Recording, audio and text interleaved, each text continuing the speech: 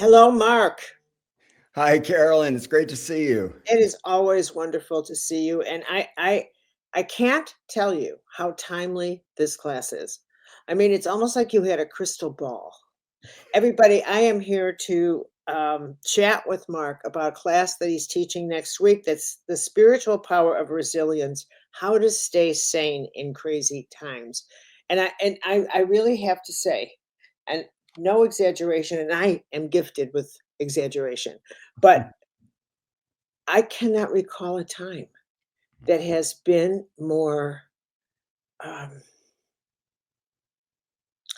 crazy than the time we are now living in. No, I, it has escalated to a point where it beggars belief. People right, are, there's right, nothing, people are talking about nothing else these days. right. I've just come in from teaching overseas, and I have never been stopped. I mean, you and I, we teach all over the world for decades. That's what we do. I've never been stopped by people in another country to ask, "What the heck's wrong with America? Yeah. What the heck's wrong?" And and I find myself spending more and more time in prayer, more and more time thinking, you see what's going on too. So I mean, so I know people are seeking medical help for anxiety over this. Mhm. They don't know if they're going to have any money in their account tomorrow. They don't know if that's going to get wiped out or taken. I mean, we there is no sense of trust anymore in the security of the system. No. It's horrific. So your class couldn't be more timely, and I know that you're a renowned scholar in philosophy and in the wisdom of the greats, Marcus Aurelius, and all the wondrous grand philosophers. And I think, you know people, so many people do not appreciate what it is to turn to wisdom. But I turn to the wise teachings of Teresa of Avila, to the wise teachings of Francis of Assisi. I turn to the greats who had a perspective that even in that time, I mean, Teresa, listen to me just rambling, and I'm so sorry, Mhm. um, but even Teresa, when wars were waging around in Spain in the 1500s, and she would say, "Why don't you just be done with us because we can't stop fighting?" And then Mhm. she said, "But you've given us the greatest weapon. You've given us prayer." And I turned to her. I turned to her wisdom and to Mhm. the wisdom of greats like Marcus, like Plato. Like Yes. because they were greats because they had transcendent views. Right. Anyway, enough. Tell everybody about this class. I'm excited about this class, Carolyn. Like you're saying, these philosophers came to their wisdom in times of great difficulty. Marcus Aurelius wrote his meditations in the midst of the Antonine Plague when he was the Roman emperor, and a third of the Roman civilization was dying from Yeah, plague, which really puts COVID, you know, in into, perspective. into perspective. Right, right. And he made the very essential point, which is really the core of Stoic philosophy, which is that we have things that we can control, we have a sphere of control, and then most things are beyond our possibility of influence. And that knowing the difference between those two things is really the key to resilience. It's the key to moving through the worst times with a measure of equanimity and self reliance and balance and clarity. But we get very confused over what we're responsible for and what we're not responsible for. And really knowing the difference between those two things is the first step to developing a philosophy of resilience for times of catastrophe, times of disaster, and understanding And that do you actually think go ahead. do you think that by knowing your sphere of influence and by realizing this is what I can do today, this I can be an optimistic person. I can be what however all the many things you can be that day. I can show up on time. I can be a good friend. I can all the things. But by doing that, you are making an unseen but incredible contribution to the sphere you think you cannot influence. That's true, because you're part of the solution, not part of the problem. You're not Right. putting anger and confusion and conflict and aggression into the world. You're moving through the world with more clarity. You become Mhm, an agent of the good, but it mhm, has to start with insight, and it really has to start within. And it's so easy in times like this to project all of our problems outward. mhm. But as Emerson said, we forget that our opinion of the world is also a confession of our character. And when we That's right. forget that we're projecting our character outward, Right, and we only exacerbate the problems. So right, this isn't about being Pollyanna, pretending that things aren't as bad as they are. It's about understanding how to move through it with more effectiveness right, and more intelligence and spiritual awareness. And the other thing is to realize in times like these, we have incredible potential for transformation. right, You know, that moments of catastrophe also are moments of opportunity. You know, right. catastrophe comes from the Greek word for to turn around. We Mhm, can turn around in times like these. And mhm. you see people awakening at a pace that they wouldn't have before the pandemic, for example. I Yeah, saw many people who had never asked themselves philosophical questions suddenly turning inward and saying, right, what do I actually care about? What right, matters to me? What does right, any of this mean? How right, have I been perhaps, wasting my time on things that don't have deep value for me? right. What So does that's matter? it. Yeah, what really matters? Mhm, mhm. Absolutely, absolutely. Would you describe the classes you put together to make this point and to really be inspirational to people because people wanna know, how do I stay sane in crazy times? Absolutely. The class is divided into four essential principles. The Mhm, first one is to know the limits of our control, to understand what we can change, what we can't change, and to recognize, as Viktor Frankl said, that when we can no longer change the exterior, the challenge becomes to change ourselves. mhm. That's really the key for the first lesson. It's understanding what power is, what the internal locus of control is, as psychologists call it, how to locate that part of us that has the ability to transform our circumstances through insight. So Mhm, that's the first mhm, principle. mhm. The second one is to turn the obstacles upside down. Marcus Aurelius said that the obstacle is the way. In fact, That's right, you did say that. the problems become the doorway to a new level of awareness and new solutions. So it's understanding that the problems themselves contain their own potential and possibility for change and for insight. So Right, realizing that the obstacle is the way, instead of spending our time resenting the obstacles, we can say, what can I do with this? This is grist for the mill. right, right, And so right. the obstacle is the way is the second session, the second principle we'll be working with. The third is called amor fati, and that's an ancient Stoic idea about loving the life that we have. And it sounds so obvious, it sounds almost cliche, but almost none of us are able to do it. So And what why do are you think that? Why do you think that? Why do well, you think loving the life we have is so challenging? first we are taught that adversity is a problem Mhm, instead of an opportunity. We tend to be perfectionistic. We're brought up in a culture that tells us that we can have it all, which is ridiculous, and to look out for number one. So we're always trying to be bigger and better than we are in a kind of grandiose way.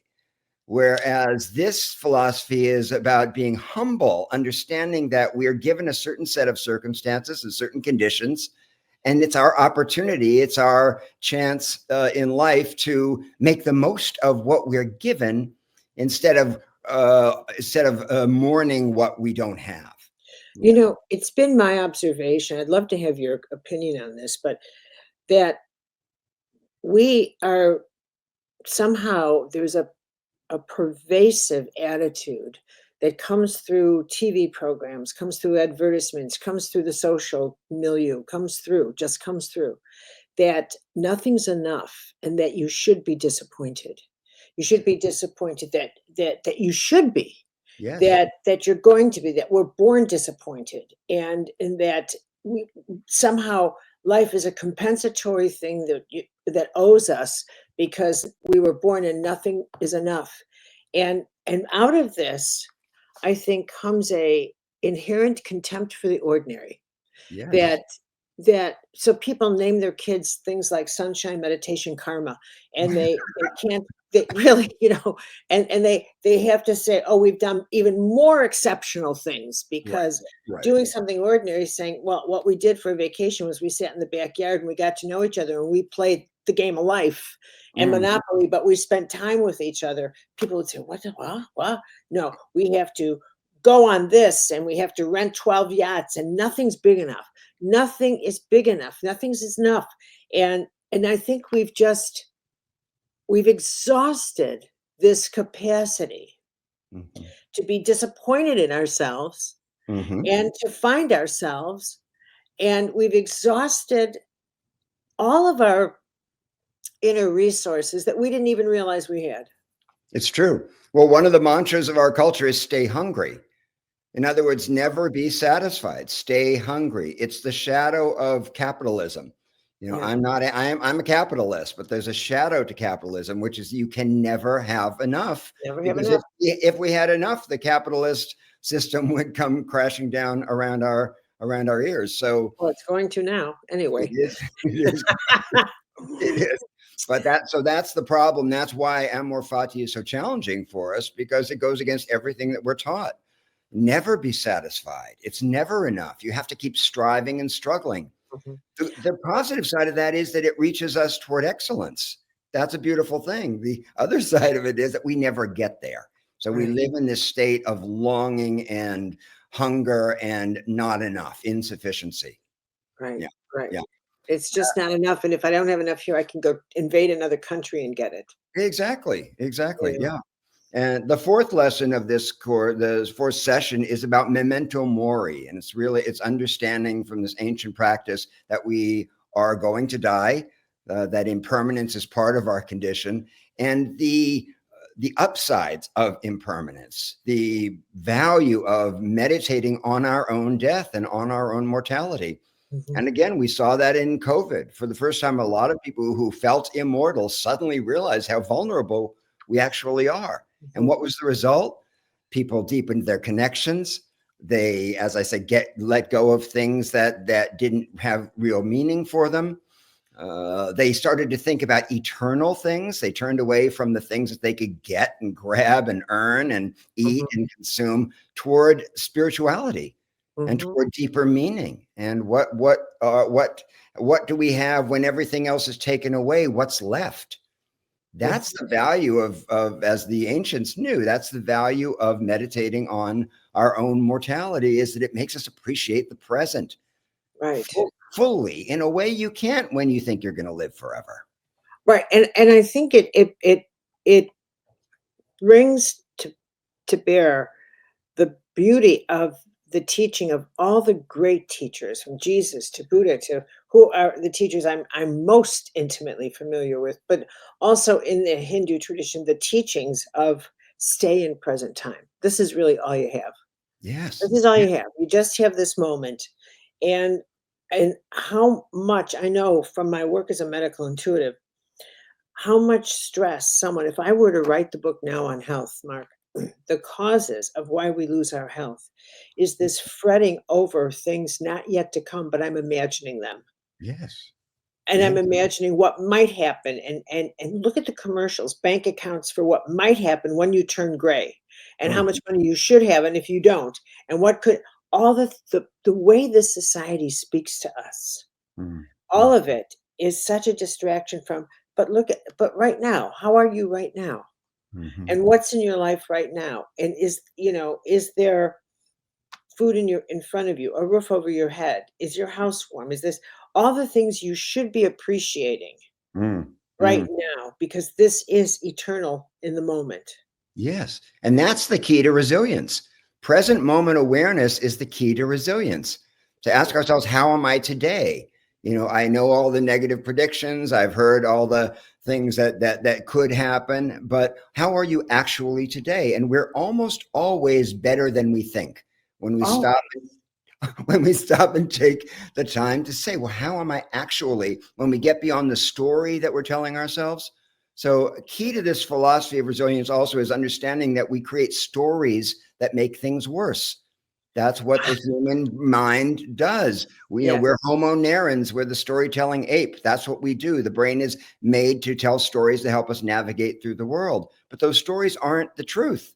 Right. So it's not that there's something wrong with story, but we're the storytellers, not the stories. And when you get that, it wakes you up. And you realize, my God, I have so many more possibilities than I thought I did. And I can be much more resilient because I'm not trapped inside this one narrative of how things have to go, being fixated on the outcomes. And I'm always telling myself a story. And why can't I just change that story and start this one? Exactly. And from nothing ever works out till everything works out. I mean, just change and always what astounds me, Mark, what astounds me is how people do not get how powerful they are. No. They just don't get that we're the engines of everything that's happening around us. We're the engines. We are the collective engines of what we are experiencing on the outside. Everything, all the madness, the mad politics, the madness in the air, all of this is the result of all the narratives that the collective has empowered. Exactly. And all it would take. Also that we empower by believing it. That's it. That's how those narratives keep going, those cultural narratives. So when we take our power back and we move to that internal locus of control and we say, wait, what do I believe here? How can I change my choices? What does this mean to me? Everything changes. And we realize how much power we have. And the power comes from insight. Precisely. I mean, one of the reasons why leaders use fear is because they know all it takes is disbelief and they're over. Exactly. All it takes. And I remember I read the biographies of everybody, anybody, anywhere. And I loved Catherine the Great. And of course, she's as a mythic a creature as any, but she did love her jewels. And she wore jewels all over the place. But she said one time, I'm wearing all these jewels, not for me, but for them. Because if they realize I'm just an ordinary woman, my whole empire will fall. Right. She says, I have to generate that I'm bigger than life. And all it takes, well, how did the Berlin Wall, I mean, how did the communist wall fall? The Soviet Union, all it took was for Lech Wałęsa to say no. Right. No. And jump over the wall in Gdansk and say no. And then boom, in increments of 10 years in Poland, 10 months in the next country, 10 weeks, 10 days. And they boom, fell. Right. All it takes is to stop believing in their nonsense, which is why they have propaganda departments. Yes. Oh, yes. Yeah. It's all about the story. I saw today that Trump and his administration are removing certain words from all of their documents because when you change the language, there you go. You change the story. When you change the language, you change the perception. What's the word they're removing? Guilty? Yeah. Well, did you hear about them removing the word gay and they had to remove Enola Gay? Yes, Enola Gay. Someday people will have to. People will say, no, I didn't vote for him. No, there'll be such denial. Right. What will be left of the United States then? Will we be pulverized? Yeah. Will we even have a government? Students are now disappearing. Where did he go? He protested. Well, we don't like the fact that he's protesting Gaza. Oh, well, in that case, he's gone. Yeah, I know. The illegal activity is unbelievable. Yeah. This is right out of the Nazi playbook. Completely. Now we're going to have camps. Where did everybody go? Don't ask. Yeah. Because they're shifting the narrative. They're trying to change our perception.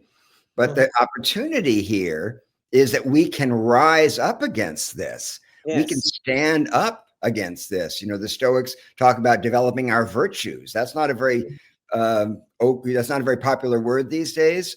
But when we actually focus on our virtues, temperance, courage, wisdom, insight, then we have the ammunition and the fortitude to stand up against these Just the this capacity to stand up propaganda. and say, "You're lying again. Yeah, Don't tell me the economy is gonna be good doing this. The market's falling. This is falling. What are you talking about? I'm right. one person who will never believe the lie." Hmm.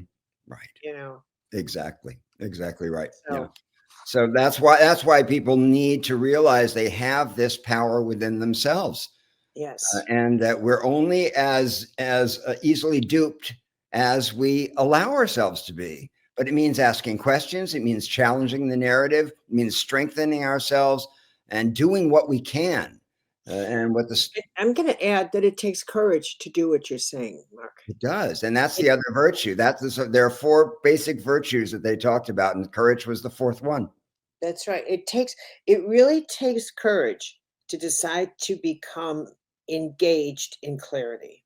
And when Mhm. the irony to me, we have a lot to talk about, so thank God you're doing your class, and I won't, is that this is the so-called age of consciousness, and we've never been more unconscious. Mhm. We've never been more in denial about what's going on. Yeah, yeah. So this is a real make or break point. And while this, for me, the capacity to choose courage, to say, I really have to stay clear about what's going on in this world. Mhm, mhm. It's not political. Though Mm-mm. it sounds like it's political, but it's not political, but it applies to politics. It applies to work. It applies to everything. Mhm. Everything now is on the line. Everything. Yeah, yeah, it is. And the courage starts with taking back our power, Mhm, saying, "I am not going to just roll over. I'm not going to believe everything that I'm told," and that includes the doomsday scenario that the propaganda machine is churning up about how terrible everything is, how right. we're on the brink of, listen to Yeah. Trump, we're on the brink of complete disaster. No, Well, I mean, he no, yes, is no, he we have wants you actually to creating believe a lot that of problems. so that he can get away with doing the most disastrous policies. Exactly. He's scaring people so that they turn their power over, and Mhm, that's when we become passive. It's in times of greatest fear. So mhm, our job is to not believe it and mhm, not fall under this spell of, if you don't listen to me, then everything is going to fall apart. mhm, That's mhm. that's it's the oldest propaganda move in history. Right, right. Well, this is the moment for this class, if ever there was one, and it begins on Tuesday. Is that a Yes. week from today? A week from today. Today. Yeah. Yes, a week from today. And I think the time we're teaching this class is it's at 1 in the afternoon Eastern time. So that would be 2 my time. That would be 12 your time. Oh, I always go the other way, thank God. Alright, noon my time. It'll be noon my time on Tuesday. Yes, indeed. Indeed, and 10 in the morning for the Pacific. Right, okay. So, it's wonderful to have a daytime class, I have to say. I love teaching during the day because I usually do evening classes and by that time, I really have to pump up on caffeine. I'm much, much better during the day. Me I too. Me Mark, too. I am so looking forward to this class. Thank you, Carolyn. Me too. Thanks So for thanks for inviting me. oh, no, you are always welcome. Everybody, please join us starting Tuesday. It's a 4-part class for how to stay sane in crazy times. And I promise you wondrous guidance and that you will feel so empowered as you go through these 4 classes with Mark. Thank you, my dear friend. Thank you so much, Carolyn. See you Tuesday. See you then.